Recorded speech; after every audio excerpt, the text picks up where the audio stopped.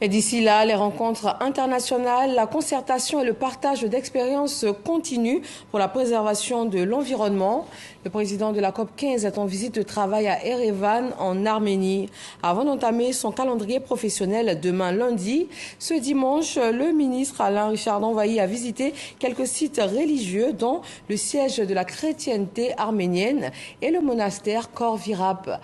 Retrouvons nos envoyés spéciaux à Erevan, Grace Kando et Kini Jacob. Erevan, capitale de l'Arménie, située entre l'Europe et l'Asie. Le président de la COP15 hier pour une visite de travail. En marge de son séjour, Alain Richard Danvayi a visité ce dimanche plusieurs sites religieux. Le monastère Khor Virap, lieu où Saint Grégoire a été emprisonné 13 ans durant dans un cachot. Le site archéologique de Zouatnos, déclaré patrimoine de l'UNESCO, et la cathédrale Saint-Etchmiadzin, siège de la chrétienté arménienne. La religion est un instrument de la foi. Ma foi est inébranlable, elle est indubitable en Dieu. Donc c'est heureux de venir voir comment la religion chrétienne a pu, elle, s'établir ici. L'influence aussi que d'autres religions ont eu sur ces religions chrétiennes. Parce que nous avons vu des traces de l'Asie et aussi des noms qui venaient d'Afrique. Donc c'est pour dire un peu toute l'universalité de la religion qui peut s'exprimer de différentes façons suivant les endroits où cette religion s'est développée. La particularité de ce site, c'est que c'est un musée très ancien qui a été conçu en 1896 et qui retrace en fait les origines du christianisme.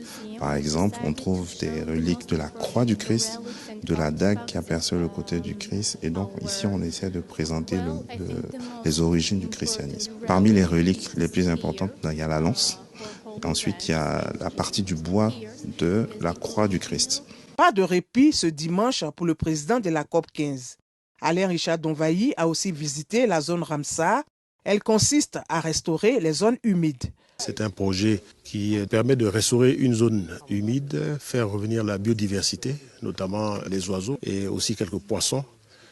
Ce qui permet à des oiseaux qui se nourrissent de poissons de revenir dans la zone, ceux qui se nourrissent d'insectes également de revenir dans la zone. Donc ce sont des zones qui sont protégées dans le monde. On en a en Côte d'Ivoire, donc des zones humides qu'il faut pouvoir protéger et restaurer.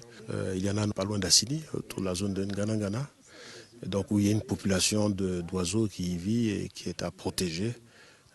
Et donc c'est la biodiversité qui est ainsi restaurée et maintenue. Des échanges peuvent être faits entre des projets qui sont réalisés et financés ici, de manière à les répliquer ailleurs, notamment en Côte d'Ivoire. Pendant son séjour à Erevan, le président Alain Richard Danvayi compte multiplier des partenariats en vue de mieux adresser les questions liées à la désertification et la sécheresse.